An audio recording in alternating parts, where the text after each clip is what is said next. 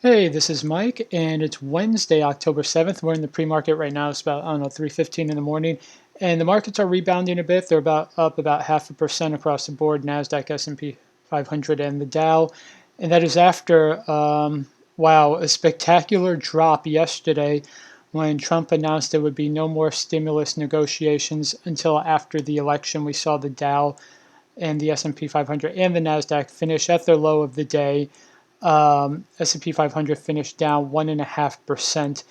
Now, after the market closed, we received some more news on top of that.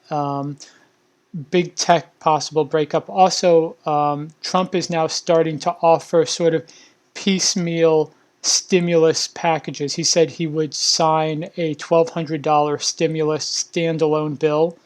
He would sign support for airline employees. So he's starting to, like, after saying no more negotiation until after elections, he starts negotiating on Twitter about an hour after the market closes. So take for it what you will. Are we going to get a stimulus before the election? It's kind of weird because in a way, Nancy Pelosi doesn't really need to negotiate because this is really hurting the president more because when the economy's bad, you blame the person at the top. I mean, back in 1992, George W. Bush lost the re-election because the economy was in bad shape. They didn't blame Congress, they blamed the president, and then Clinton was elected. So I'm going to go into what's going on with the markets and the stimulus. I'm going to talk about the big tech breakup. But if you could just leave a like and subscribe if you want daily updates, that really helps me out. All right, so let's get into it. So the stock market fell pretty bad across the board. Gold also fell too, which surprised me because I would think no stimulus money. Well, actually, that this does make sense because no stimulus money means no more printing, excessive money. So gold would go down. So we had gold and the S&P down, which means the S&P 500 is likely to be up today, and it is up 0.5% in the pre-market. So what's going to happen this week?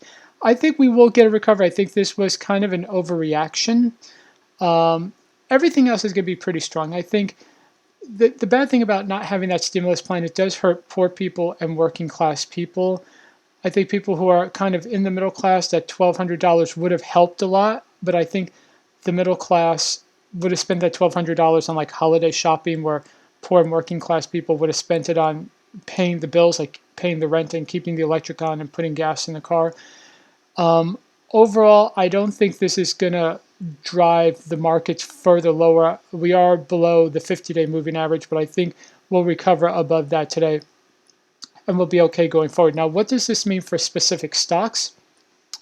I think we might see some pressure put on stocks like Walmart, and that's because people who really need the stimulus money, the poor and the working class, where do they shop? They shop mostly at Walmart, the dollar stores, looking at the Dollar Tree stock. Dollar Tree has been performing really well, but it may just see some further pressure, which is a shame because this is a company that's been growing really aggressively. They have 15,000 stores, and the fourth quarter is really important to these retailers. So it's going to be a shame for Dollar Tree and Walmart that they're not going to get the boost that they probably should get. Now, when it comes to big tech, I think we're going to get that big tech rally in the fourth quarter. I still think we're going to get it. People who have the money to buy Apple products, for instance, their spending is not going to be too much affected by whether or not they get a stimulus money. Apple's, their income, their revenue might be a little hurt in the fourth quarter, but I don't think enough for it to be material. Same thing with Amazon. People are still going to shop at Amazon for Christmas. There's still going to be, when it comes to Google and Facebook, the big story for the fourth quarter is going to be their advertising.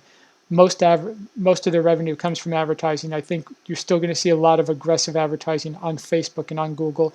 So the four stocks for the fourth quarter, the big four tech stocks, Apple, Amazon, Facebook, Google, should be fine with the fourth quarter. And that's despite the news of a big four, the big four monopoly news that Congress and may look into breaking up the big four.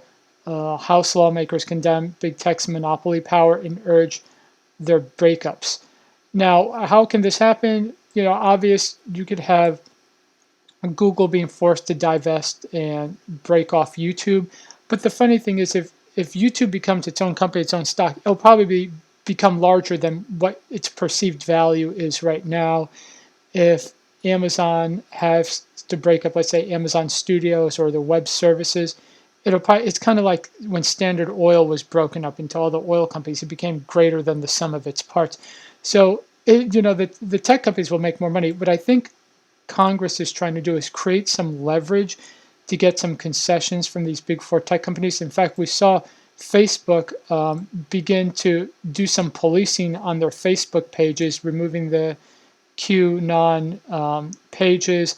I think you're going to see some more compliance from these big four tech companies, and you may also see if Biden is elected that these big four tech companies may essentially volunteer to start paying some taxes. These companies, all of them are based offshore. I don't know if you know this, but Amazon is actually based in Luxembourg. It's not, I mean, their headquarters is in Washington, but they're as a legal entity, how some companies are Delaware companies or whatever. Amazon is a Luxembourg-based company. In fact, they have an office in Luxembourg. They like one of the deals that Luxembourg gave to Amazon is, well, you can be based here, so you don't have to pay taxes, but you have to hire, I think, something like between 500 and 1,000 people from Luxembourg to be employees. And who knows what they do at that headquarters in Luxembourg. But I think you will get some concessions because these companies, I mean, you look at Apple right now, it's worth almost $2 trillion and it pays zero taxes. Amazon is either at 2 trillion or getting close to 2. It's at 1.55 trillion, and it will probably, all these companies will double in value and continue to grow immensely in value. They may have to just throw some money into the pot, especially with all the pandemic spending. And the United States government is $27 trillion in debt. And well, all that debt, eventually you're going to have inflation creep its ugly head. And nobody wins really with inflation unless you're a gold investor or a gold miner. But everyone else gets hurt. When the inflation goes up, so a company like Amazon, which bases their whole business model on being price sensitive, is now forced to raise their prices. And then people buy less of the stuff. And when people buy less from, let's say, Amazon, then their stock price goes down. So I think Amazon will look at, well, if we don't pay taxes and that causes inflation to rise because the government has to print more money, we may end up losing more in our stock value than we would pay in taxes. So I think all the big tech people will have their bean counters crunch numbers and say, okay, if we pay this much to the government, that'll help, one, help our image, and two, shore up literally the government's financial standing, because at a certain point, people will just get fed up with all the debt and inflation can hit and interest rates can go up. So I do think they'll figure this out. I would not worry if you're looking into the fourth quarter, getting into these big tech stocks. I think they're going to perform really well. They always outperform the market almost like every year, November and December. The election looks like it's going to be, unless something radically changes in the next 30 days, that's going to be a clear Biden win. There's some polls that have Biden up by 16 points, and I think the stimulus negotiations falling apart hurts the White House more than it hurts Congress. So I think with some clarity in the election, that's going to bring more stability. I would say the best word is to say for the stock market. So with that, I just want to go over just some stocks that I'm in to just give you an update, because I talk a lot about cash secure puts and particularly GameStop. So yesterday, I was able to hit my profit target on my cash secure puts of 50%, and it cashed out like at 760, like at the 960 level. I was able to buy back my 950 cash secure puts, and then 5 minutes later, I opened 6 contracts with the 9 strike that expires next week. So that's about 10 days from expiration. And literally, I think I opened it right at the top here. Then the market just completely crashed down. But I'm not worried because, one, in after hours, GameStop did rise 4%. I think the market's going to rise. I am optimistic that they're going to have a strong fourth quarter, and their e-commerce repositioning strategy with Ryan Cohen, the founder of Chewy, now a major investor in GameStop.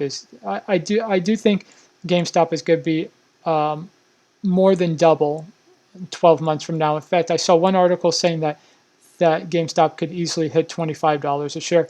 The problem with GameStop right now, it is like probably one of the shortest, has the biggest short interest, like 98 or not 89% of their shares are shorted.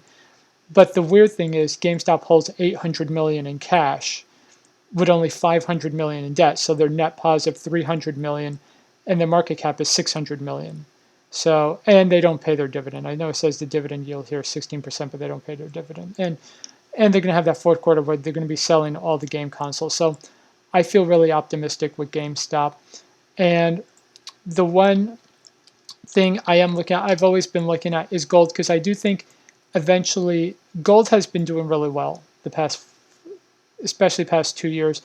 And I think it had this sort of parabolic move. So it's really got to come back. I think it may come back to this like 158 level eventually, but I do think in this decade, gold will outperform the equity markets, and that includes tech because, or it may run parallel to tech. It may run as well as tech, but from 2000 to 2010, the equity markets literally went nowhere, and gold rocketed up. And I think, and then during the 2010s, gold took a breather because equities rocketed up. So I think this decade is going to be the decade for gold. So keep your eye on gold. I know everybody's talking about EV stocks and SPAC stocks and tech stocks, but don't sleep on gold, because gold is going to be a sneaky bull run for the first 5 years of this decade, and then the last 5 years it's going to be like EV stocks. Like every single YouTube finance channel is going to be talking about gold.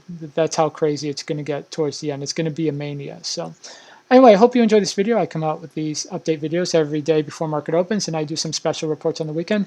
I am actually doing a mini special report after the market closes. One particular stock that no one's talking about that I think is going to perform really well over the next 12 months. So stay tuned for that. That'll be coming out after the market closes today. Okay, thank you very much. Bye.